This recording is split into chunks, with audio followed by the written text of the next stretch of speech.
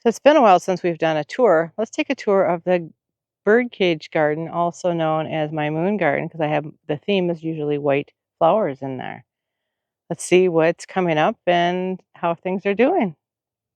So if you're new to the channel, this is my bird cage gazebo or my metal gazebo. It looks like a bird cage. My husband calls it the bird cage. So that's what we refer to it as. And let's go through what we have got growing in here and some things I'm going to make changes of.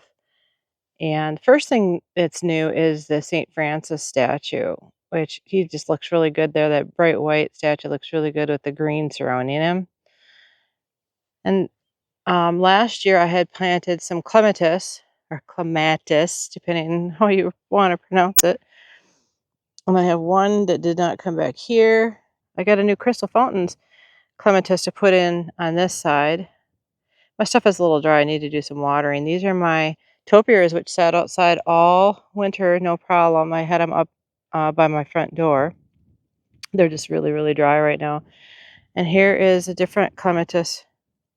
This one here is doing just fine.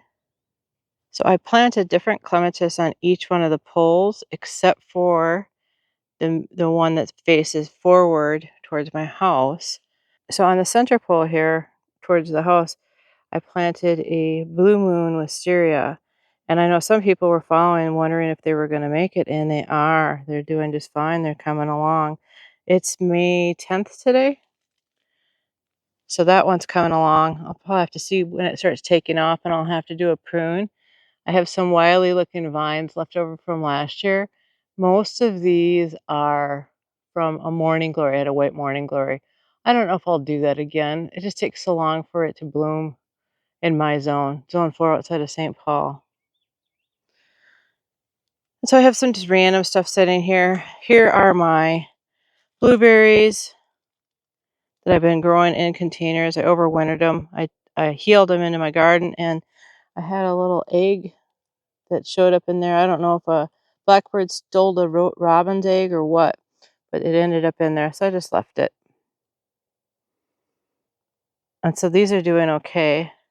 I haven't done my fertilizing yet, but you can see all the blooms coming on them. I did pruning on it last year. I'll have to do another prune this year. So they're looking pretty good, or I'm happy about that. I have a willow here. It's just sitting in here because I need to get it planted somewhere else. I don't plan on leaving it in here, although maybe I should. It does look kind of nice having that that movement in the gazebo. But I just think it'll get too big for this space. This is a curly willow. So as we come through the gazebo, then we get a look at the back border of my moon garden, and you can see the white tulips, and there's some daffodils that are just finishing up, but they're coming along. So I had terrible problems with rabbits last year, and I'm still having some issues. Well, let's go through what I have in here. So I've got a limelight hydrangea here. This needs some water too. We're in a little bit of a drought right now. It had been super, super wet, and now we've got a drought going on. Then I have 3 different peonies in here, and so I'm excited to see them come up. I paid a little bit more for them. I got them bigger sized because I wanted to make sure they were going to do well, and I wanted instant impact. This is a little crabapple tree, which really shouldn't be in here. I tucked it in here because I didn't have any place else to put it. And I will end up taking it out of here eventually. But for right now, it was a placeholder for me. Let's take a look at the tulips that are left. So I have 3 different tulips in here, and they're married on both sides of the path. So there is a little parrot tulip here, which is a frilly girl. And I have not had good luck with parrot tulips coming back. So I don't know that they'll come back next year. But so those are my parrot tulips. And then I've got some single tulips here as well on both sides, and they look really good. And then I got this really neat double tulip that's in the back here, which I'm really happy about. The hedge line I'm growing in the back is a Moonglow Juniper, and it's really nice because it truly does glow in the moonlight. And this is the second year, like I said, I put this garden in last year. Then I've got three, I have three peonies in here, three different ones, different themes of white. And this is a white lilac. And I don't even remember if I saw blooms on this last year. You see how when it's closed, it's purple? I don't know what to think about that. So we'll see if this actually opens up and is white. And then I've got these three royal wedding poppies, they're just really quite beautiful. I've seen them. So this is what it looks like. So it's a white throat, or it's got a black and red throat, but it's a white poppy. And I got three of them. And I've got everything caged with these little cages, which you could see are way too small, just because the bunnies have been naughty. And it does help quite a bit, just even these little cages. And so I'm pretty happy with my plant selections. I am growing some other delphiniums and white columbine in the greenhouse, and I'm hoping to get those tucked in here, sometime in June. I want them to get a little bigger. Then I temporarily put a couple of dappled willows in, and everybody knows these grow really huge, but that's okay. I'll keep them trimmed down. I just want to see the first flush of color, and then I'll cut it way back. And then I still haven't decided what I'm going to do with the path going in here.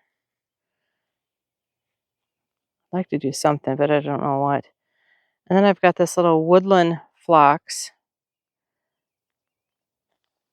And that's coming. You can see the cage is kind of goofy over top of it. Again, trying to keep the rabbits from eating it. And this green and white, what looks like green and white striped grass, which is kind of neat, actually. This green and white striped grass is actually,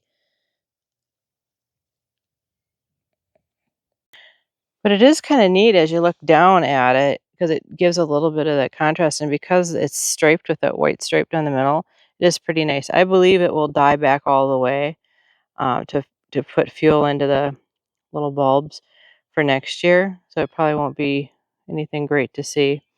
And then I have a iris in here, which is a white iris with a little bit of purple on it. So that'll be nice to see that come up. Then I continue the theme here, and I have a bunch of white lilies.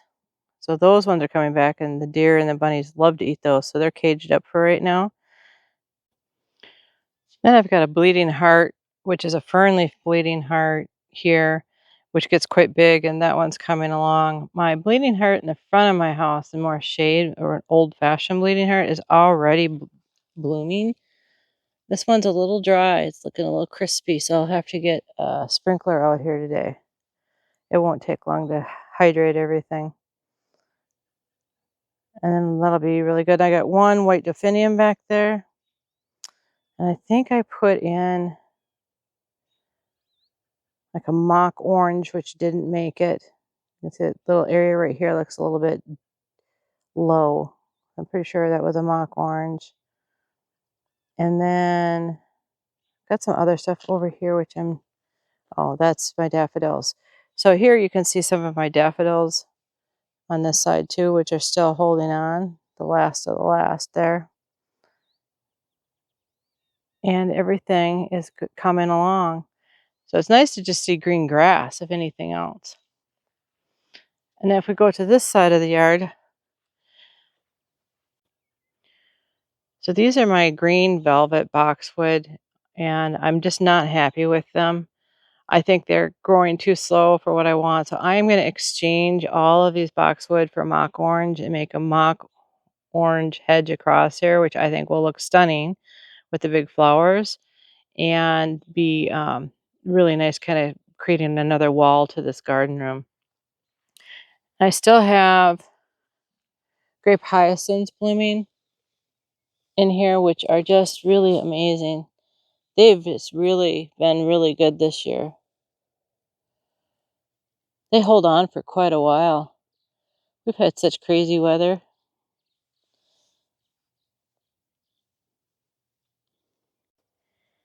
So everything's starting to green up and come together, and you can see how the birdcage garden flows into the pavilion area.